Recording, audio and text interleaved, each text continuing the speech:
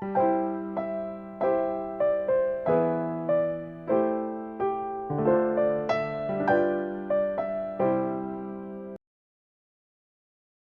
que quisiera dar unas notas de agradecimiento en el día de hoy. Y especialmente dar gracias a ustedes por haber estado orando por mi salud. Esta semana, el pasado martes, al regresar del trabajo, comencé a tener ciertos problemas respiratorios y de tos. Entonces este problema se fue agravando bastante y terminé en la emergencia del hospital. Gracias a Dios que, aunque llegué al hospital, no me sentía mejor y pensaba que se iba a empeorar la situación, pero el Señor me sostuvo y pude salir esa medianoche de nuevo a mi casa y he estado en casa en ese periodo de recuperarme. Estoy muy mejor, pero todavía esto es un proceso que dura varias semanas. O sea que doy gracias por las oraciones de ustedes, gracias porque uno siente que es diferente también. Cuando yo estaba en el hospital, yo me había tomado unas medicaciones y me fui bastante preocupado, pero mientras esperaba, aunque me hicieran la ecografía, pensaba que tenía algo peor y sentía como también el Señor me sostenía y a mí mismo me daba alivio de este problema. También quisiera dar gracias a algunos siervos de Dios, no solamente por este caso de la enfermedad que muchas veces viene y nos muestra nuestras debilidades. Estando enfermo también me hacía memoria de muchas de las ocasiones en las cuales el Señor me ha sostenido y me ha levantado. Y aún en tiempos de la pandemia, cuando nosotros teníamos muchos temores, y en el caso particular mío, en donde veía pacientes enfermos con COVID durante un año entero y tenía que pasar la revista diaria, el Señor me guardó. Pero como, más que todo, más que la salud física, como el Señor ha usado siervos a través de los años para mantener nuestras almas, para darnos perspectiva bíblica, para los tiempos cuando llegan esas debilidades y esas aflicciones a nuestro cuerpo, nosotros tengamos los argumentos de las Escrituras en nuestra mano. Y usando la palabra de Dios, esta puede ser nuestra comida y nuestra bebida. Y en verdad que es muy diferente pasar una enfermedad cuando uno tiene a Cristo. Y es muy diferente cuando uno tiene hermanos también que oran. Pero qué bueno han sido estos hombres. Quisiera decirte, por muchos años, hombres como John MacArthur, Steve Austin, Sir Michelet, Charles Spurgeon, Matthew Henry, entre otros, han impactado y han influenciado de una manera santificadora nuestras almas, y así como también sabemos de muchos de ustedes y muchos también de la Iglesia Universal a través de todo el mundo. Queremos dar honra y gloria y queremos dar también honrar a quien honor merece. De modo que cuando nosotros nos paramos aquí muchas veces hablamos, somos controlados por muchas de estas mismas enseñanzas que a través de los años hemos aprendido. Y esto de las Escrituras. ¿Y por qué decir esto? Nosotros también en la Iglesia Bíblica Emmanuel queremos decir como el apóstol Pablo, que predicamos a Cristo y a este crucificado. Quiera el Señor bendecirnos aplicando todas estas enseñanzas en nuestras vidas de tal manera que fluyan de nuestros labios. Y demos siempre gracias a Dios por los dones que le ha dado a su Iglesia. Y en especial por estos hombres que han marcado mi vida, la de muchos de ustedes, como así decía. Pues habiendo dado honor a quien honor merece, vamos a orar para entregarnos a la predicación de la palabra. Y demos a aquel que está sentado en su trono, el ungido de Dios, la honra, el poder y la gloria que solo Él merece. Amén. Oremos. Padre, como brazos frágiles, como en nuestras debilidades nos acercamos, pero queremos que en este día, Señor, tú seas glorificado en el medio de nuestras debilidades. Queremos que nosotros pongamos nuestra vista en Jesús, el autor y consumador de la fe. Señor, ayúdanos a poder exponer las cosas que hay en nuestro corazón y en nuestras mentes. Ayúdanos a que podamos dar luz en cuanto a este salmo, que es un salmo en el cual Cristo es exaltado, Cristo es aquí profetizado a las naciones. Señor, ayúdanos que veamos este ejemplo y aprendamos a vivir una vida de la manera que a ti te agrada. Amén. Danos palabras, Señor, danos de tu espíritu en nuestros medios, abre nuestros ojos y nuestros oídos, glorifícate tú en el medio nuestro, porque te lo imploramos esto a través de la obra y los méritos de Cristo. Amén. Amén.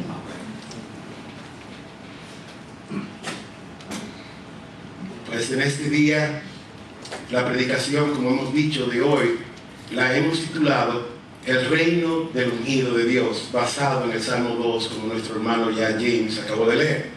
Entonces, a manera de introducción para este salmo, es pertinente decir que este salmo, para algunos autores, es una continuación del Salmo 1. Tenemos el Salmo 1, que ya hace unos cuantos domingos pude traerlo, y tenemos el Salmo 2. No hay una división entre el Salmo 2 no tiene un título. El príncipe de los pastores, Spurgeon, decía que estos dos salmos son una unidad. El primer salmo y el segundo salmo están con temas correlacionados. El primer salmo comienza con una bienaventuranza en el capítulo 1, versículo 1. Y el Salmo 2, en el versículo 12, termina también con una bienaventuranza.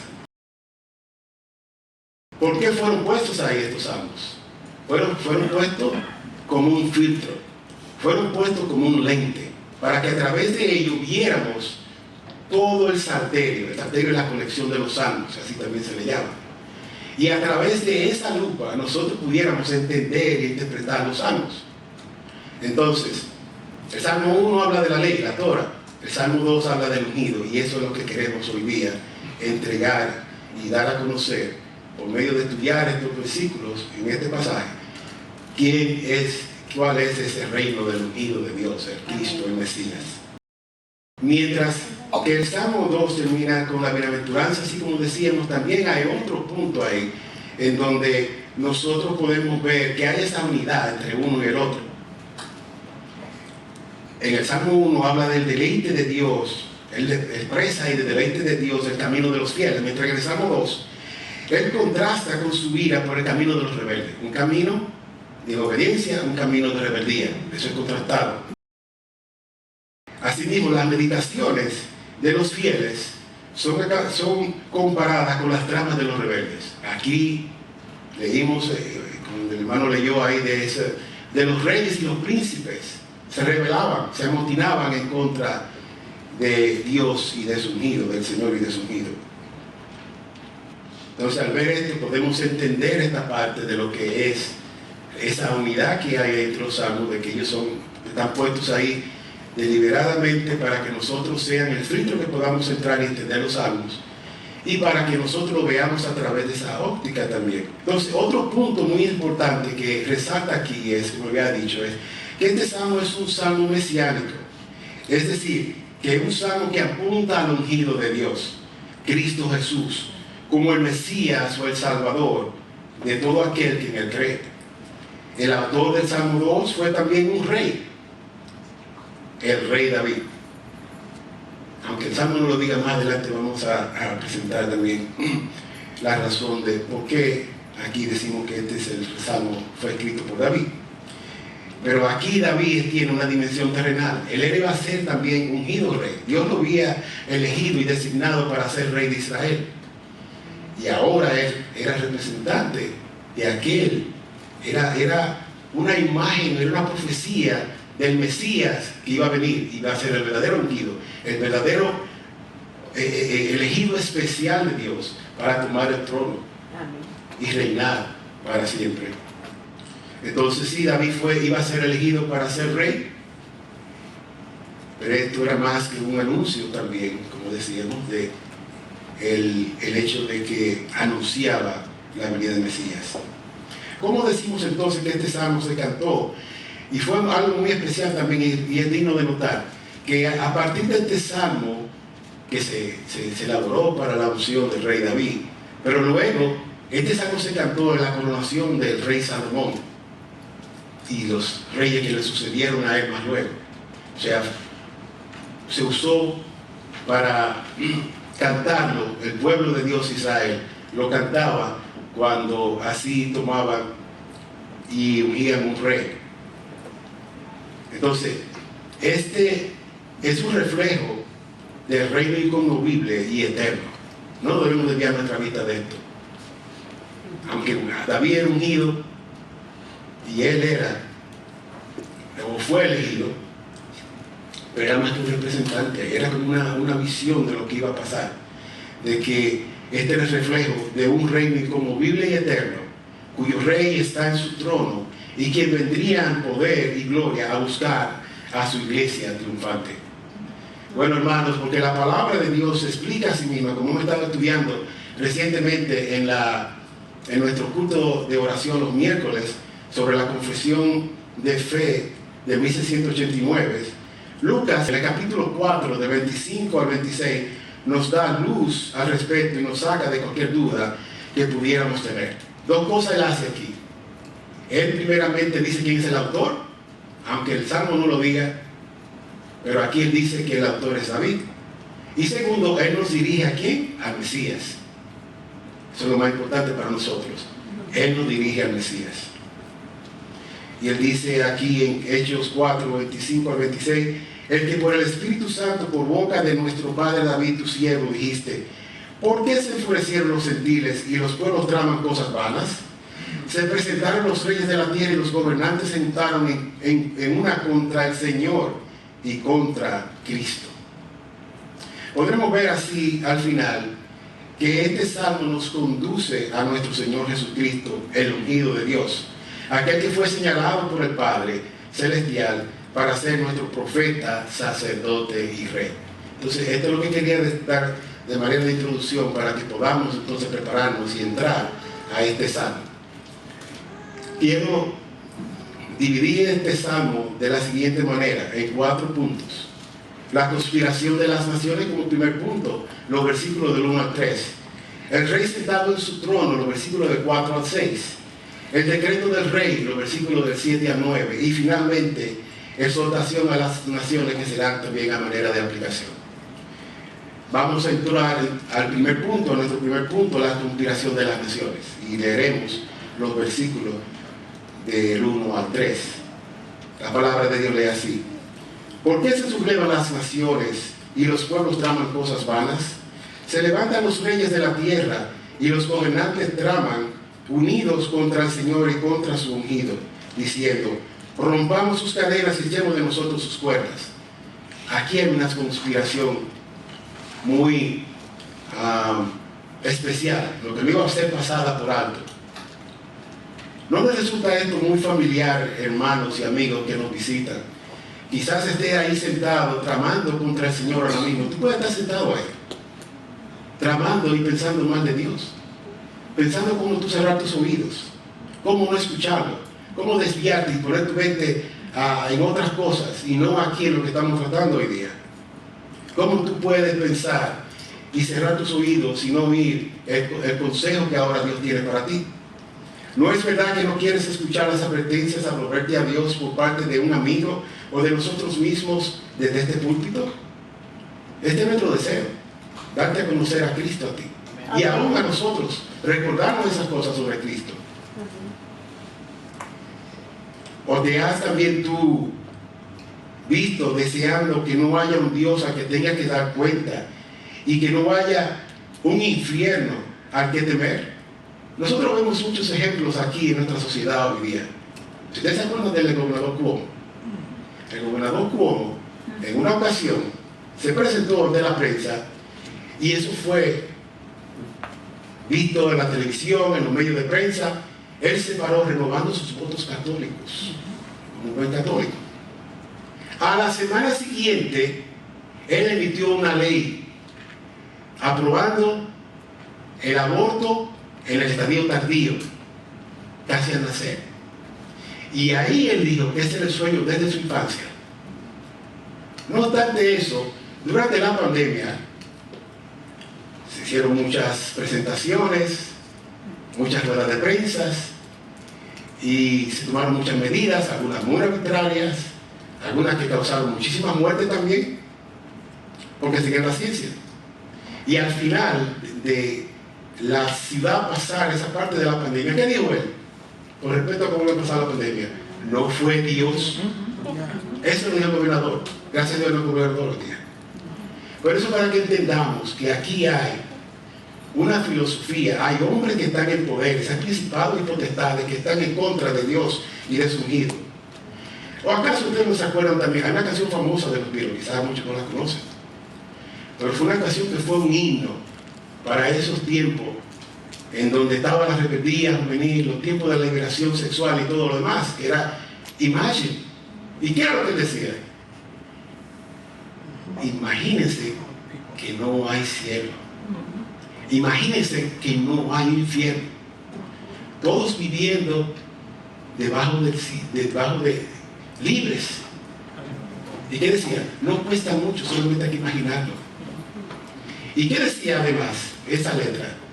Viviendo para el presente. ¿Acaso no es una advertencia que Dios nos da cuando es anunciado diciendo que aquellos hombres en el pueblo que querían hacer su propia voluntad y decían, comamos y bebamos que mañana moriremos? Quieren vivir un presente, pero hay un futuro. Si no nos preparamos para ese futuro, que puede ser, no sabemos cuándo, el que no está en Cristo, tristemente se va a encontrar con esa realidad de que fue engañado por estos príncipes y estos gobernadores y estas personas que están en lugares de influencia. Entonces, ¿qué decimos a nosotros a todo esto? ¿Cuántas veces nos hemos opuesto nosotros al consejo de Dios y echamos de nosotros sus cuerdas con excusas baratas? Eso es lo que hacemos cuando nosotros estamos en rebeldía. Si estamos en Cristo y queremos hacer nuestra propia voluntad, le estamos diciendo a Dios, no, yo no quiero oír tu consejo, yo no quiero seguir las cosas que tú me mandas a mí.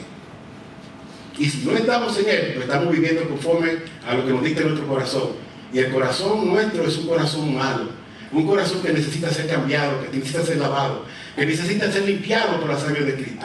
Solamente hay un momento y un lugar en el cual nosotros podemos estar limpios de aquella condenación que vendrá sobre los que no se arrepienten. Entonces, ese corazón que se revela en contra de su Creador no es algo nuevo debajo del sol. Qué bueno es saber eso, que no es algo nuevo. Desde el principio vemos que la serpiente, que era Satanás, quien se había rebelado en contra de Dios, junto a muchos otros ángeles, y fueron echados del cielo. Esta serpiente viene y seduce a Eva, supuestamente para librarla de lo que serían las cadenas que le impedían comer del fruto prohibido. Ya sabemos la triste historia de lo que pasó ahí. Adán también cayó, con ellos nosotros todos caímos, de modo que no hay justo ni a uno. Aún la mejor persona que quiera tener sus mejores obras no es justo delante de Dios, porque aún nuestras mejores obras son como trapos de inmundicia delante de Dios. Solamente a través de Cristo es que podemos venir. Solamente una vez más es a través de ese ungido, el Mesías de Dios, es que podemos nosotros. O sea, no nos dejemos engañar. Ese evento que pasó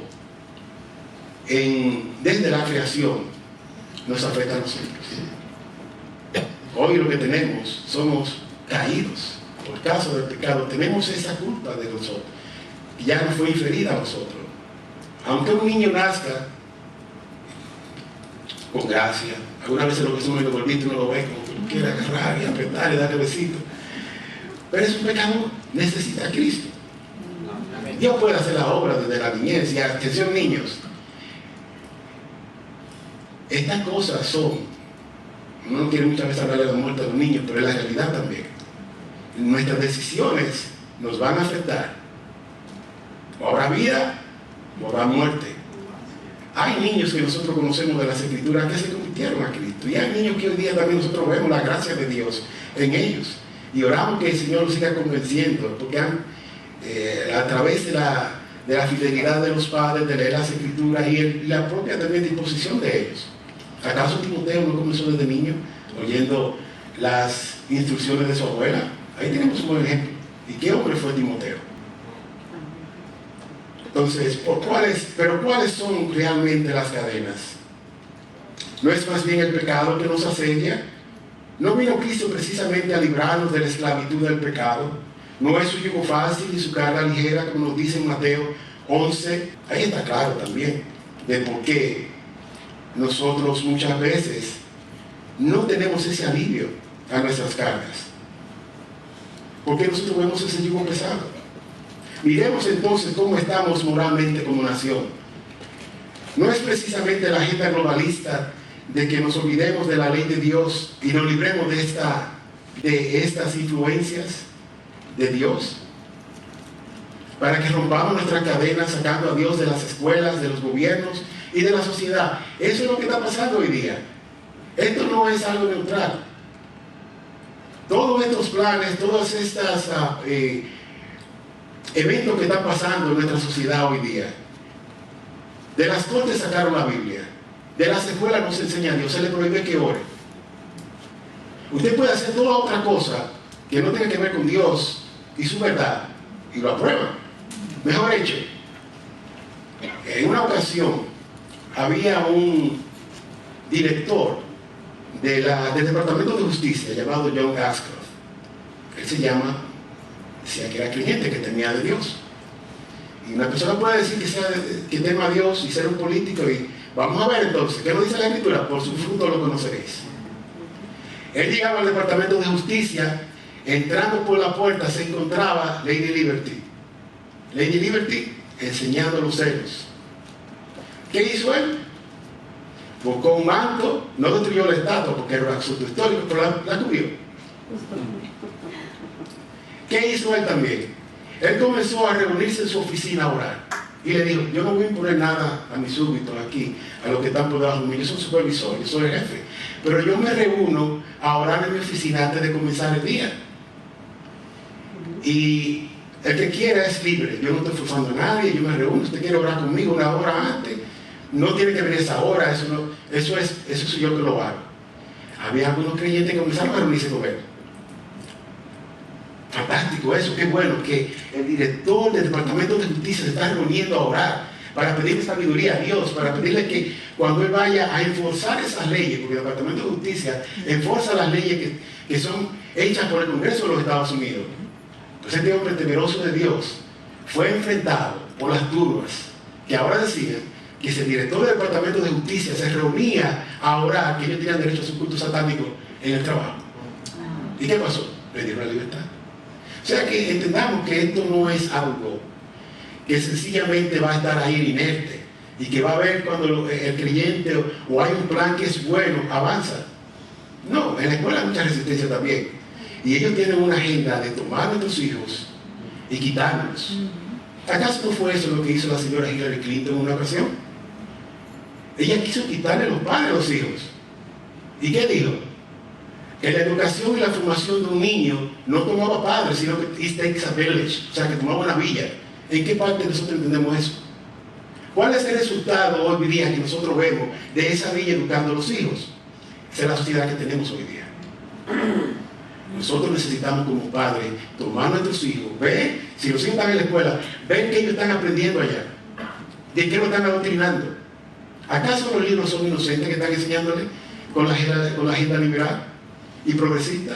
¿Cuáles son las imágenes que están desarrollando nuestros hijos con respecto a la educación sexual? Es gráfico y es horripilante. Si usted no lo ha visto, bueno, despierte hermano y despierte padre, porque eso es bastante peligroso. Entonces, cuando una sociedad está controlada por esas agendas que están pasando y vive sin Dios, ¿qué está pasando?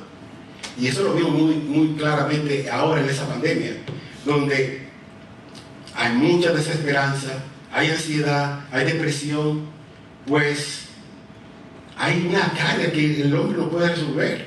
Es muy pesada esa carga.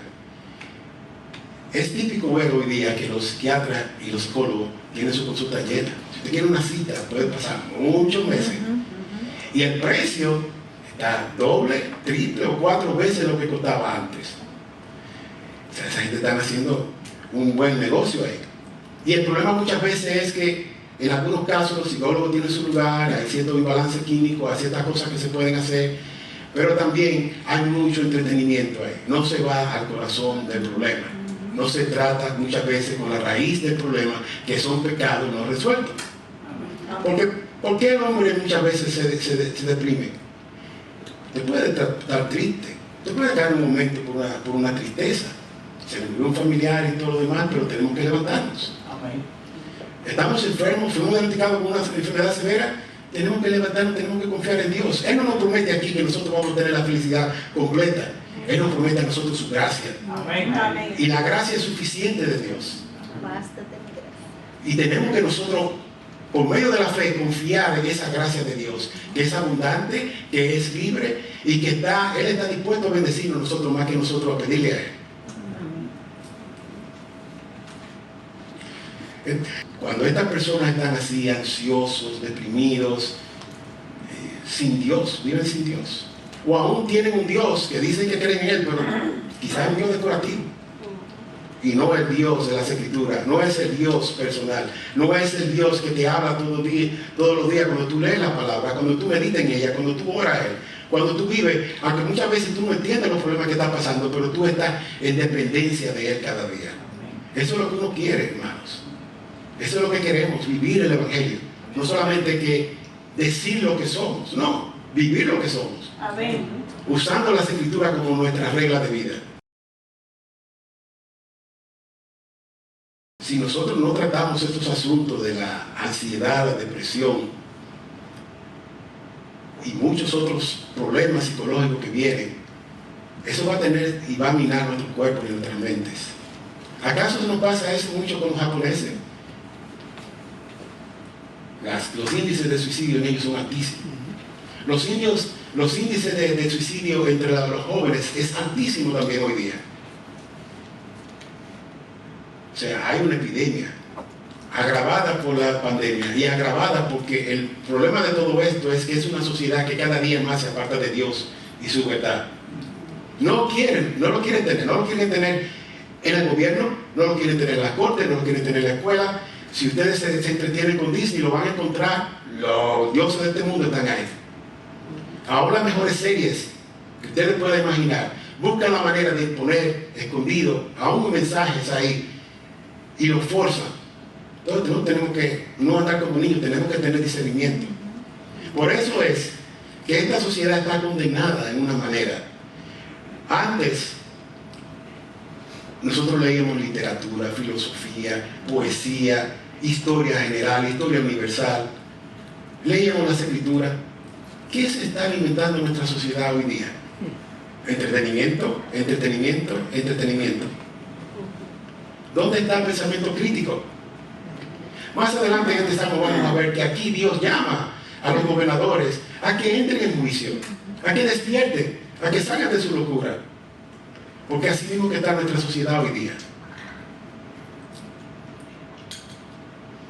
Se olvidan de que nuestro Salvador fue colgado en el madero para cargar nuestros pecados y darnos esperanza de vida. Eso es lo que nosotros necesitamos cada día. Y esto es lo que esta nación necesita. Gloria a Dios, hermanos, pues tenemos en Cristo Jesús vida abundante, como dice el himno. Hay un himno que dice, que a mí me gustaba muchísimo, que ese himno, cuando nosotros subimos a la montaña de un grupo que subimos a ayudar a una comunidad, lo cantaba. Una iglesia bien pobre, una iglesia bien humilde, pero los hermanos creían esas verdades. Creían esas verdades. Y usted veía en su rostro cómo ellos cantaban ese himno. Aún no tenían la instrumentación, aún no tuvieran las voces de artistas para así cantar con armoniosa melodía. Pero ellos cantaban con su corazón, con su entendimiento, diciendo: fue en la cruz, do primero vi la luz, y las manchas de mi alma yo la ve. Fue allí por fe, do vi a Jesús, y siempre feliz con Él seré. Amén, hermanos. Fieles son las promesas del Señor. Esa fue la promesa que ellos veían ahí. Entonces sí, a nosotros nos entristece ver la condición espiritual de nuestra nación. Sí, debemos orar sin cesar por nuestros gobernantes, los cuales están activamente creando leyes que se oponen a las verdades y preceptos del cristianismo, para que Dios nos envíe gobernadores que le teman y podamos así ver vivir en paz y seguir avanzando el reino de Cristo aquí en la tierra.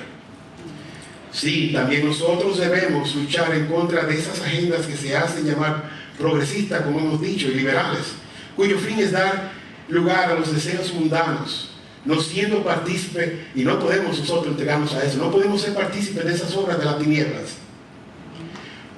Todo esto es verdad, pero no debemos amedrentarnos ni sorprendernos del ateísmo práctico también. Hay un ateísmo práctico, en el cual muchos de nosotros anduvimos en otro tiempo, pues aunque conocíamos a Dios por medio de lo creado, nosotros tampoco le honrábamos como Dios, ni le dábamos gracias, sino que nos hicimos vanos en nuestros razonamientos, y por eso nuestro necio corazón andaba entenebrecido. Creíamos que éramos sabios, pero éramos unos necios, como nos dice Romanos, capítulo 1, versículos 23 y 24. Pero la misericordia de Dios es infinita. Y qué bueno es eso, que nosotros tenemos misericordia infinita dispuesta para nosotros. Y su gracia nos alcanzó a nosotros. Jesucristo vino a cargar con nuestros pecados. La gracia de Dios es libre. La gracia de Dios es un favor que nosotros no merecemos. En una ocasión, y creo que lo mencioné una vez, se decía que la misericordia de Dios era como el hombre que encontraba una flor. Tomaba la flor y la pisoteaba, y luego la flor le emitía un aroma. Así mismo esa ilustración es apropiada muchas veces, porque así mismo somos nosotros comportándonos con ese hombre. Y la misericordia de Dios es como olor fragante, que aún Él es lento para la ira y no nos consume con nuestras acciones, sino que nos da la oportunidad de nosotros escuchar el Evangelio y venir a la razón y traer a nuestra mente para que nosotros vengamos a hacer lo que nos dice y arrepentirnos de nuestros pecados. Amén. Le damos nosotros gracias al Hijo por cargar este yugo que nosotros muchas veces tenemos.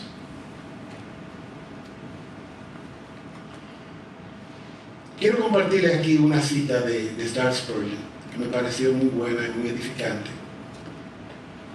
Dice Charles Spurgeon: para un pueblo sin gracia, el yugo de Cristo es intolerable, pero para el pecador salvo es fácil y ligero.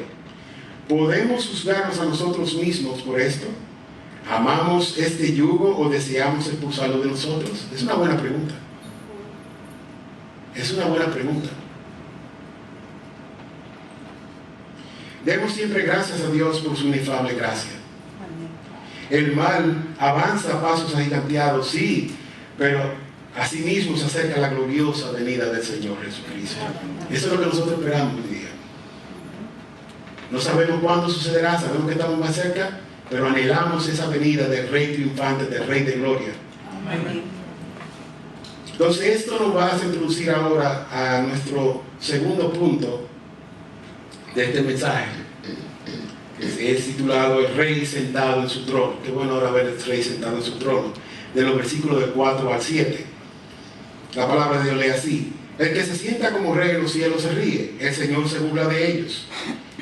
Luego les hablará en su ira y en su furor los aterrará diciendo: pero yo mismo he consagrado a mi rey sobre Sión, mi santo monte.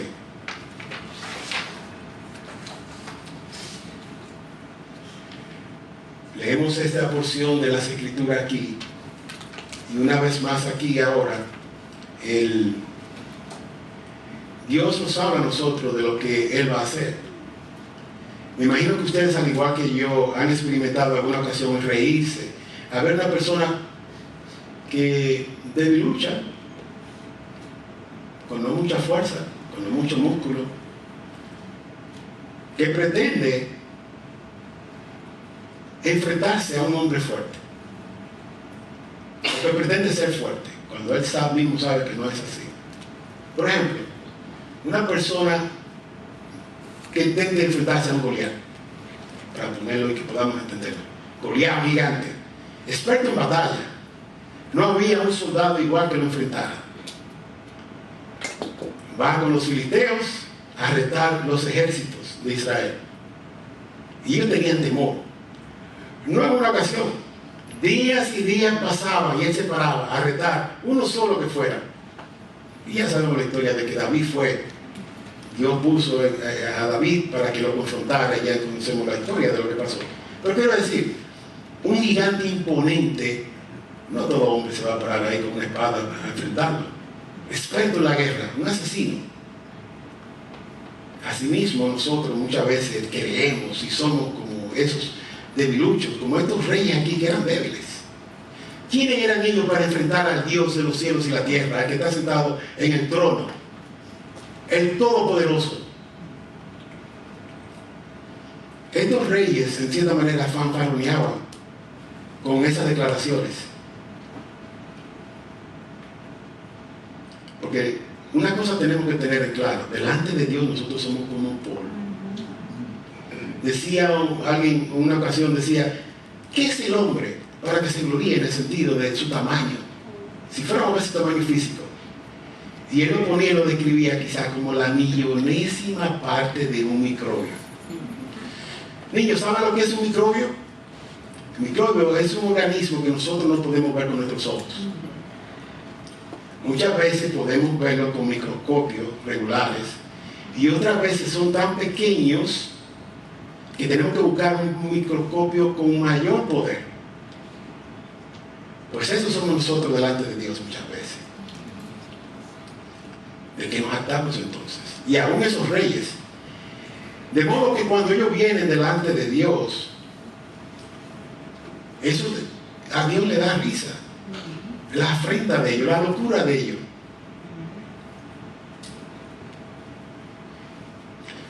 Por eso es que Él desde los cielos, Él se burla de ellos. Él se burla de su arrogancia y de su vanidad. El problema es que eso no se queda solamente en la risa de Dios, sino que vemos luego lo que pasa en el versículo 5, que nos anuncia su santa y justa ira y furor. Él lo va a derramar. Porque Dios es santo, Él no va a dejar como inocente a culpable. Porque Dios es santo y Él ha dicho que el pago del pecado es la muerte. Él va a tener que tratar con el pecado. O sea, que no se queda sencillamente en la risa de Él, porque Él sabe. Cuando un rey en los tiempos antiguos, un rey tenía regularmente un castillo con una ciudad amurallada, tenía ejércitos, tenía sistemas de investigaciones también, y lo tenían preparado para que estuvieran diferentes, porque muchas veces estaban rodeados por enemigos. Todavía hoy tenemos remanentes en muchos de Europa y algunos países asiáticos de esas fortalezas, de esos fuertes, de esos castillos, de esa manera de ellos defenderse. Y aún, y vamos al imperio de chino, hacia el norte, lo que ustedes ven como la muralla china, que se ve desde el espacio, oh, qué bonito, lo hicieron para estar en el libro de récord. No, ellos lo hicieron para defenderse de los enemigos del norte. Sus enemigos, o sea, el rey y esos reyes tenían que tomar precaución. Si vienen 10,000 soldados, ellos tienen que tener más soldados, tienen que tener mejores armas para poderse defender. En el caso de Dios, esas no son las preocupaciones que Dios tiene. Él está sentado en su trono y se ríe. Él no está impaciente caminando, asustado y consultando con su gente. No, Él se ríe. Él está en su trono está en el cielo, no en la tierra. Amén. ¿Qué puede decir la tierra al trono del cielo? ¿Qué le puede decir? ¿Qué le puede decir la criatura al Creador? No puede. Hay un abismo entre Dios y el hombre, entre los reyes y los gobernantes. No hay lugar, eso es como dicen en inglés, no contest. Ahí no hay lugar para que ellos tengan victoria. De modo que la santa y justa ira de Dios será derramada. Él no juega. Sus amenazas, creamos sus promesas, pero temamos a sus amenazas porque Él las va a cumplir. Y esos reyes de la tierra también tienen que entender eso.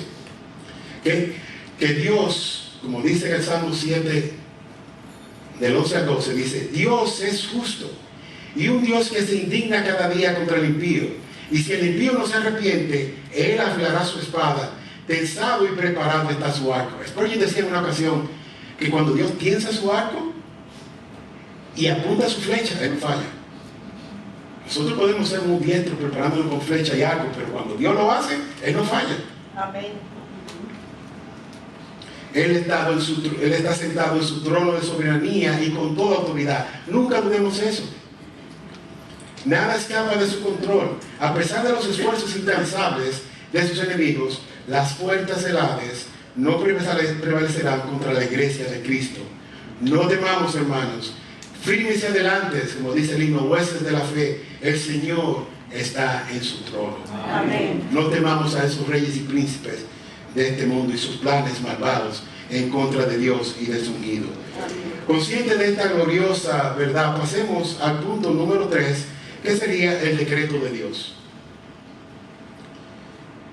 Dice las Escrituras: ciertamente anunciaré el decreto del Señor que me dijo: mi hijo eres tú, yo te he engendrado hoy, pídeme y te daré las naciones como herencia tuya,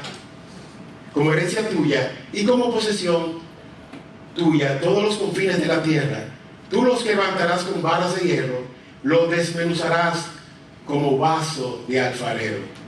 En esta porción aquí algo pasa muy interesante en este salmo.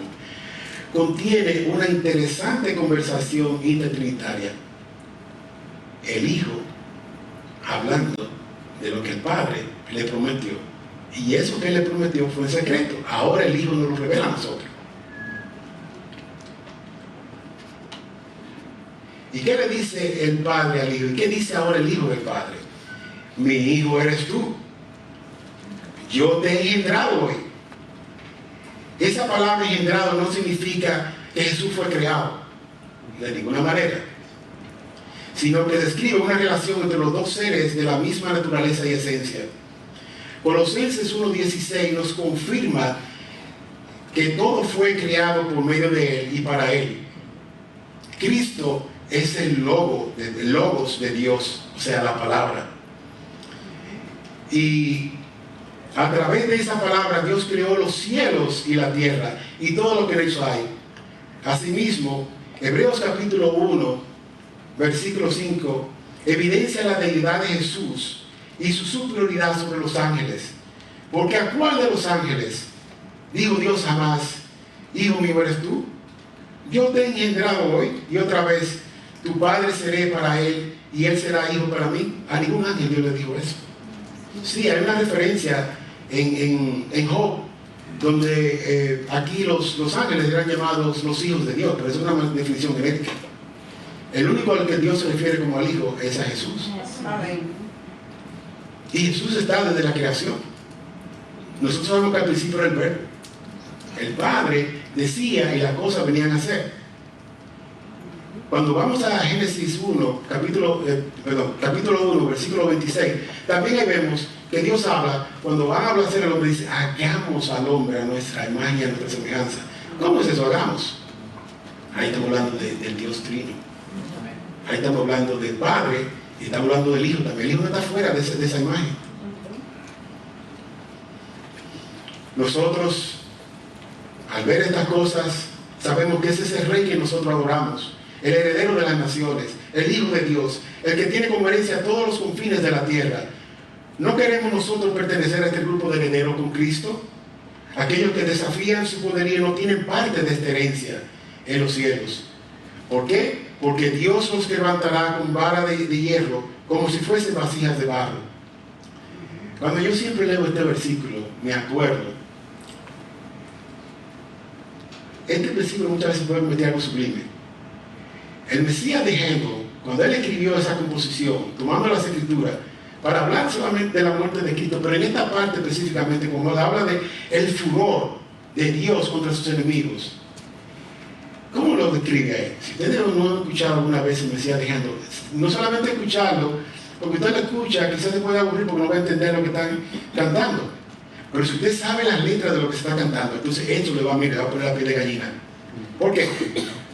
Porque él dice que Dios nos romperá con barra de hierro y serán como ¿qué? Como vasijas de barro. Cuando estoy en una interpretación del Mesías de Handel, yo le voy a decir, usted me va a contar la historia diferente. Porque eso es una imagen muy aterrorizante en un sentido, justa por otro sentido, y para nosotros necesaria. Porque es necesario que Dios también tome venganza de sus enemigos, aquellos que se mofan de Él, aquellos que se burlan de Él. Y aquí tenemos un panorama de ellos. Nosotros tenemos por eso que llegar a tener cierto discernimiento. Así muchas veces, nosotros muchas cosas no son lícitas, pero no todas ellas nos convienen. Cuando nosotros vamos a ver una película, oh, mira qué película, hay esto y lo otro. Sí, pero había esto y había esto. ¿Qué pasó? Dejamos el cristianismo en el closet, lo guardamos en la casa y salimos entonces ahora. Es para que muchas veces hay películas que cuando ustedes comienzan a ver y usted ve, yo me salía del cine, o dejaría la película, la cambio. o mucho de lo que la sociedad de hoy día, lo que son los influencers de eso, son cristianos ellos. ¿Quién lo conoce? ¿Cómo que esta sociedad es fácilmente arrastrada? La multitud de bandas de esta persona no tienen discernimiento, están bajo el maligno, su mente es oscura, no tienen la capacidad de pensar en un sentido, porque solamente están siguiendo a eso, son como hipnotizados. Es como si estuvieran en un sueño.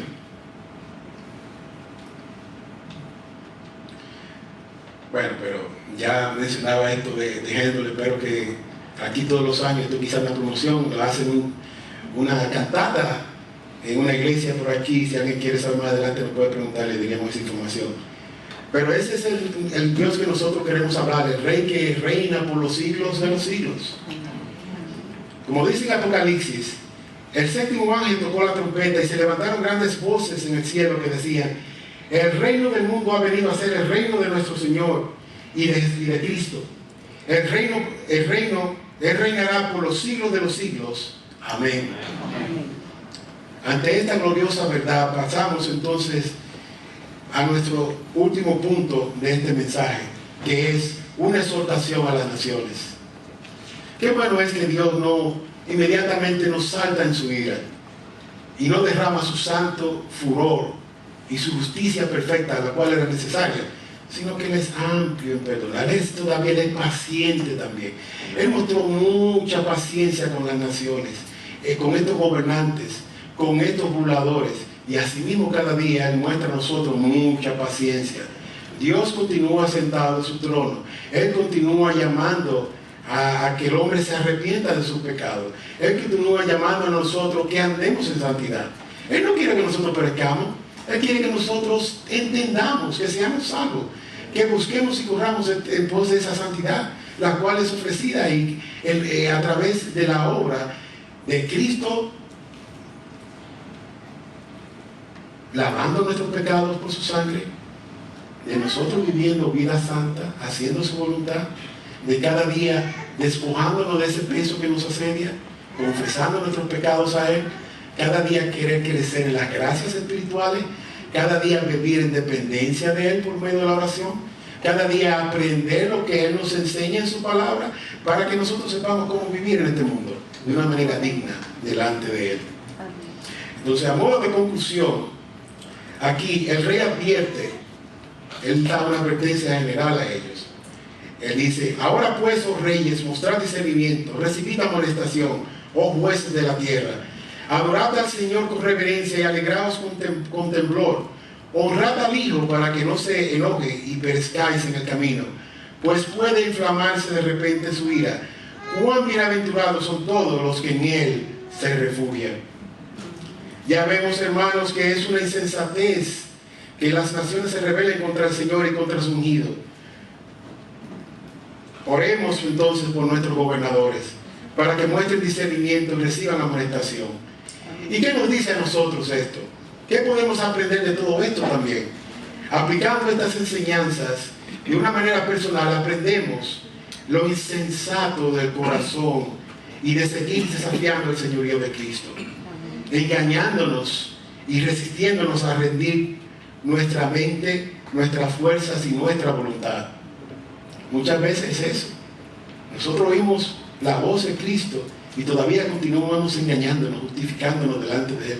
Y queremos evitar lo que Él nos está diciendo, para que nuestra conciencia no sea despertada. No, tenemos que alimentar nuestra conciencia, tenemos que despertar nuestra conciencia. No podemos dejarla durmiendo, tenemos que informarla para que esa conciencia pueda pasar juicio.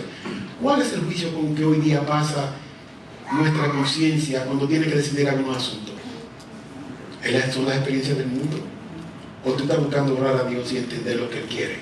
Amén. Si no lo entiendes las Escrituras, estás buscando tus consejeros que temen a Dios, consejeros que probablemente te van a decir lo que tú no quieres escuchar, pero que tú necesitas escuchar. ¿Cuál es tu consejero hoy día? O es el mundo o es Dios. Y si es Dios, entonces tú tienes que ser obediente. Amén. Amén. Porque la Escritura dice también aquí que en la multitud de consejeros hay sabiduría. Y es una señal de humildad cuando nosotros buscamos consejo. No sabemos todas las cosas. Y por ende no podemos ser más sabios que Dios.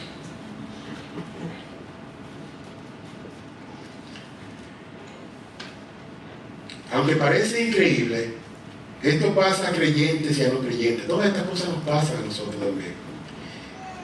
Si esta es tu condición, mi amigo y mi hermano, recuerda que somos como gusanos del polvo. ¿Vas a esperar a ser quebrantado como vasija de barro para venir a clamar por perdón a Él? Pidiendo perdón con arrepentimiento y fe. ¿Vas tú a esperar estas cosas? Si aún no confiesas al Señor como tu Rey y Dios, si endureces tu corazón y en tu necedad sigues tu propio camino, un día enfrentarás tu más grande amenaza. Es una realidad. Un día nosotros tendremos que dar cuenta a Dios.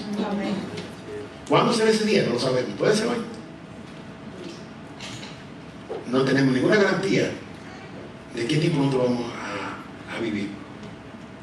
Tenemos que vivir con la conciencia de que nuestra vida es limitada, de que somos frágiles, que en cualquier momento nosotros podemos pasar la eternidad y solo lo que hagamos por Cristo es que va a permanecer. Amén. Solamente si nosotros hemos tenido una vida que le ha agradado a Él, es que podremos escuchar esas palabras de invitación: buen, amado y fiel siervo mío. O sea, Él solamente nos va a invitar de esa manera si nosotros hemos vivido conforme a lo que nos enseña su palabra. ¿Cómo nos está hoy día diciendo a través de este salmo, cuando ponemos sobre el salmo número 2?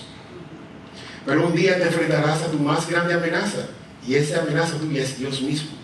Pues toda rodilla se doblará delante de Él, unos en adoración, pero también otros tristemente serán en condenación.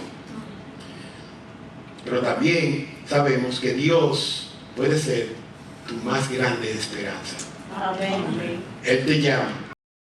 Y las buenas noticias es que no desprecia al que viene con un corazón contrito y humillado delante de Él. Al corazón contrito y humillado, Él no lo desprecia. Entonces, no endurezcas tu corazón, mi amigo, en contra del Hijo, para que la ira del Padre no venga sobre ti. Y para ti, mi hermano, o mi hermana, que te has vuelto de tus malos caminos, que clamas que ya no vives para ti, sino que vives para la gloria del Hijo de Dios. Tú que confiesas que Él es tu Redentor, tu Salvador, tu Rey, y que sabes que nada escapa de su control, coge ánimo. No te desalientes ante las muchas oposiciones que se encuentran en el camino, en tus lugares de trabajo, en tu familia, en tu vecindario. No te desalientes por esas cosas, por lo que tú veas. Refúgiate en Él, pues como dice al final de este salmo, bienaventurados son los que en Él se refugian. Solo asegúrate de vivir una vida digna del Señor.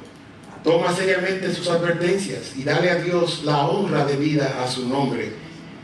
Sí, tú le darás la gloria de vida a su nombre con tu vida, en tu hogar, en la iglesia y en tu comunidad.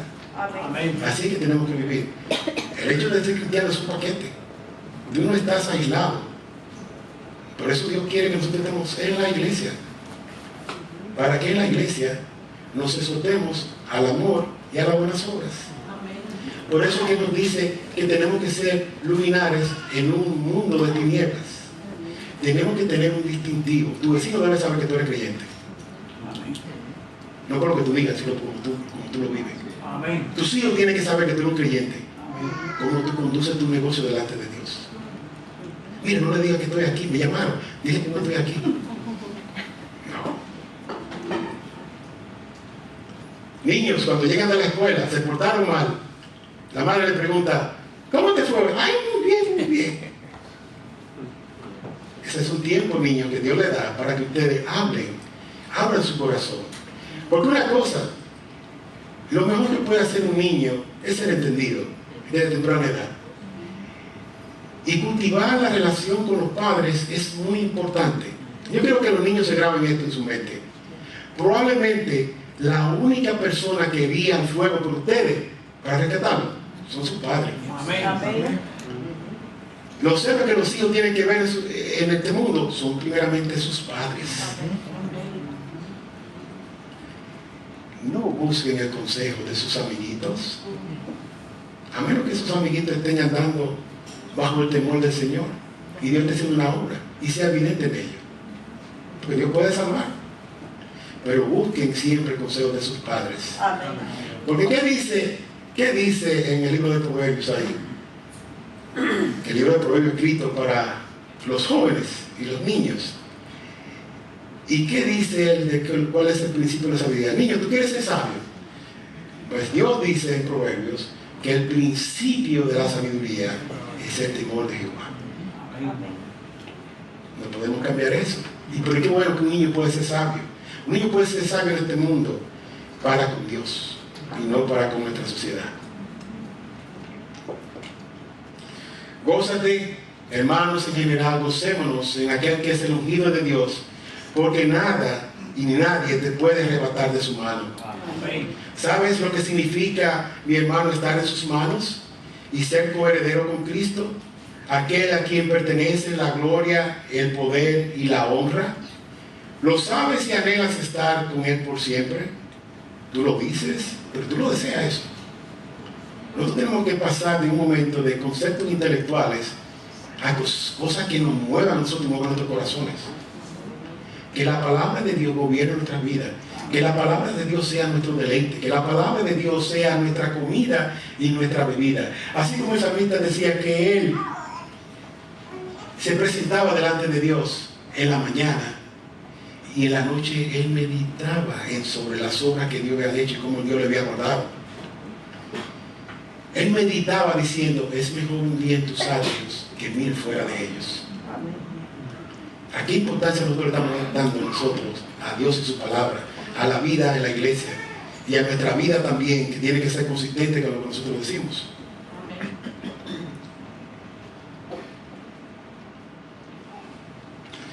En Apocalipsis 22:20 dice, pues así será, pues Él lo ha prometido.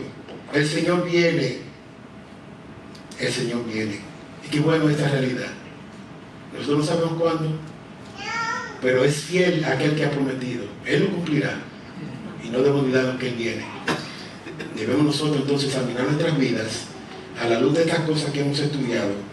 Debemos examinarnos y volver a aquello que mencionamos aquella vez, hacer un autoexamen. ¿Cuáles son nuestros consejeros? ¿Cuáles son nuestros temores? ¿Cuál es nuestra confianza si estamos confiando en ese ungido? Si nosotros lo decimos, ¿verdad? Lo creemos, nosotros lo vivimos. El que testifica de estas cosas dice, sí, vengo pronto, amén y amén. Y ese es el Dios, ese es el Cristo que nosotros anhelamos. ¿Quiere, hermano, usar estas enseñanzas? ¿Quiera a nosotros animarnos a confiar en Dios? ¿Quiera Él, nosotros poder tener un poquito más de entendimiento de lo que Él nos quiso revelar aquí en este salmo? Y que nosotros, no solamente ahora, podamos ver lo que está pasando en este mundo, que esa es una parte de la historia, ya esto no es nada nuevo, pero que nosotros no seamos ingenuos, que nosotros estemos despiertos, que podamos ser como luminares en un mundo de tinieblas, que nuestro rostro un día también resplandezca, porque Cristo es reflejado en nosotros. Amén. Hermanos, nosotros quisiéramos tener palabras que convencieran a algunos aquí de que se arrepientan de sus pecados. Amén. Pero nosotros confiamos en aquel Dios que ha permitido que, y me diera fuerza para venir aquí a predicar esto, que aún en mis debilidades, espero que Él tenga algo en el cual te haya inquietado, en el cual te haya llamado a tu meditar y volver otra vez a las Escrituras y venir a Él, delante de Él arrepentido, confesando tus pecados, y sabemos que Él es fiel y justo para perdonarnos y limpiarnos de toda nuestra maldad. Amén. Amén. Pues oremos. Señor y Dios, ¿quiénes somos cuando nos exponemos delante de tu palabra?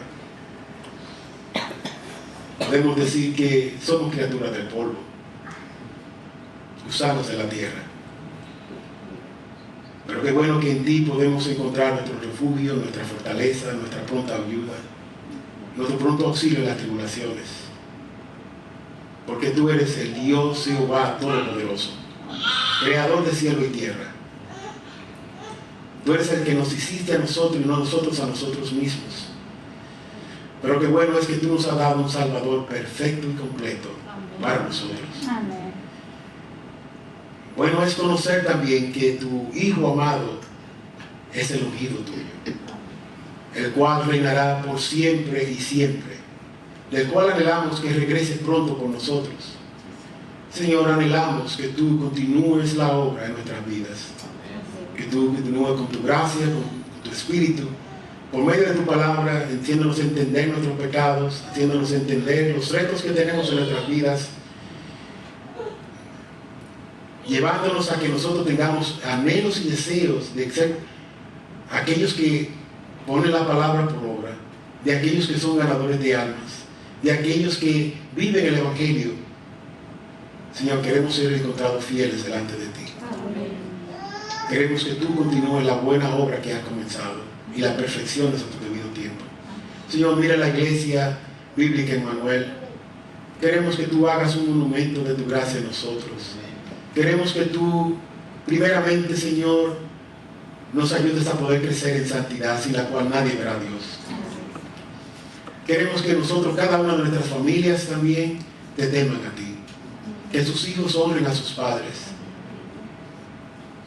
Ayúdanos a ser aquellos hombres y mujeres que debemos ser en esta sociedad. Porque tú nos llamas, tú no nos dices a nosotros diciendo que tú no nos vas a sacar de este mundo. Si tú lo que quieres es que nosotros nos apartemos de él. Ayúdanos también a tener amor por las almas que se pierden. Padre, ayúdanos a tener urgencia de predicar a Cristo y a este crucificado. Aquel es el Salvador del mundo. Aquel que es el príncipe de paz. El único que puede traernos delante de ti y justificarnos. Porque cuando nos vestimos de su justicia, tú nos recibes como buenos y justos. Señor, gracias por tan grande misericordia. Gracias porque tú no has derramado su santa y justa ira. Porque tú has sido lento para la ira y amplio en misericordia. Qué bueno es que nosotros podemos confiar en un Dios misericordioso. En un Dios que no se cansa de hacernos el bien. Pero a vez sabemos, para aquellos que no te conocen, que tu paciencia es por un tiempo. Señor, ayúdalos que ellos se esfuercen por entrar por la puerta estrecha. Sálvalos de su engaño, líbralos de sus corazones engañosos y tráelos para que ellos se postren a los pies de Cristo. Amén. Señor, ayúdanos en este día, ayúdanos a meditar en estas cosas. Pedimos que tú, a través de Cristo, recibes la gloria hoy y para siempre en el medio de tu pueblo. Amén. Porque te lo pedimos en sus méritos. Amén. Amén.